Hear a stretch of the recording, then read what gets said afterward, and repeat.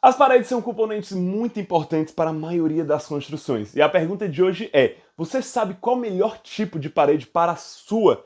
Existem diversos tipos de paredes e para escolher a mais adequada é necessário entender quais são as características da sua obra e analisar de forma eficiente, segura e econômica. Então no vídeo de hoje vamos falar sobre os principais tipos de paredes dentro da construção civil, quais vantagens, desvantagens, para que tipo de necessidade cada um é indicada. Então segue com a gente e vem entender qual a melhor escolha para cada tipo de necessidade. Mas antes, já coloca o dedo no like, porque você vai quebrar as paredes dos seus conhecimentos e acessar novos cômodos da sua inteligência com esse vídeo aqui. Então, esse trocadilho já merece um likezinho e uma inscrição no canal. Vai, coloca aí e roda a vinheta.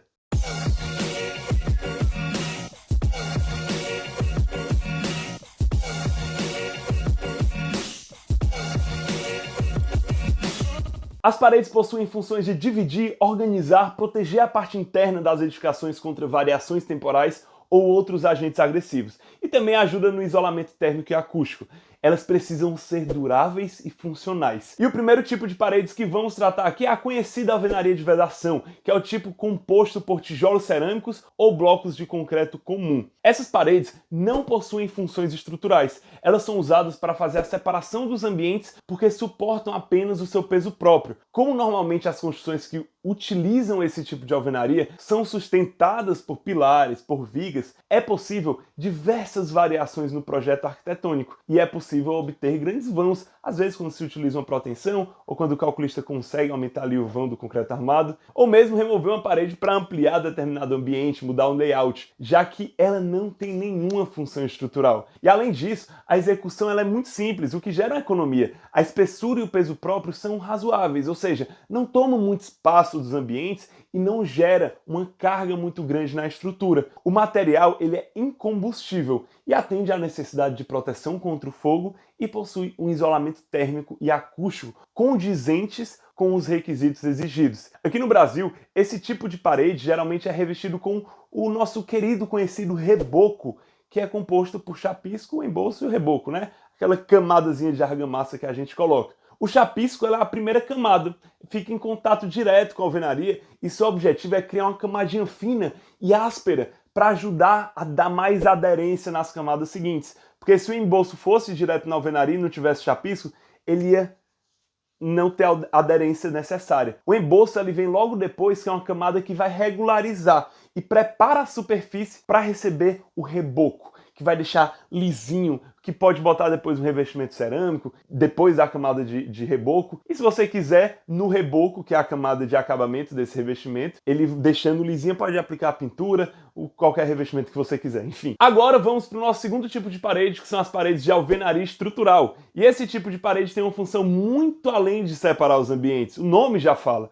Ao contrário da alvenaria de vedação, esse tipo de parede tem a função de sustentar a edificação. Então, ele possui sim uma função estrutural. A composição ela pode ser feita com tijolos cerâmicos ou blocos de concreto estruturais. Nunca se utiliza tijolos ou blocos comuns para executar uma alvenaria estrutural, porque ela precisa ter a resistência estrutural. E a principal vantagem desse tipo de alvenaria é que a sua execução é mais rápida. Existe uma economia de custos que está relacionada à diminuição de formas de madeira, de aço, de concreto. Como são as paredes que sustentam o edifício, não existe a necessidade de pilares e vigas, e isso acaba diminuindo o consumo dos materiais citados. Só que, pessoal, a desvantagem é chata. Você não vai poder realizar nenhuma mudança na arquitetura. Não dá para remover uma parede que tem função estrutural sem consultar um especialista no assunto e olhe lá, viu? Com muita boa vontade do projetista. Como os projetos aqui no Brasil costumam ter muitos problemas com incompatibilidades,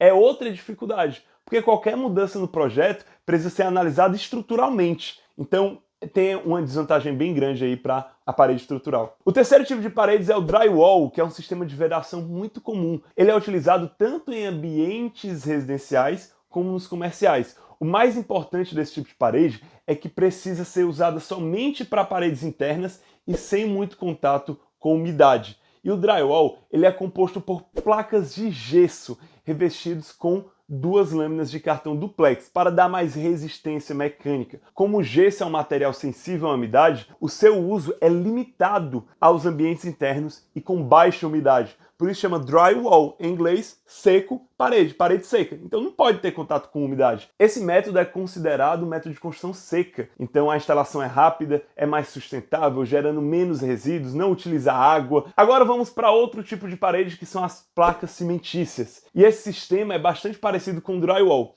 A maior diferença é que ao invés das placas serem de gesso, ela é feita com, adivinha o quê? Adivinha? Cimento, placa cimentícia. A sua instalação é rápida, permite um canteiro de obras mais limpo, com menos desperdícios e possui uma resistência melhor à umidade quando comparado ao drywall. Normalmente, são muito utilizados em construção com steel frame ou wood frame, que é muito parecido com steel frame, só que ao invés de aço, utiliza-se madeira, steel, wood.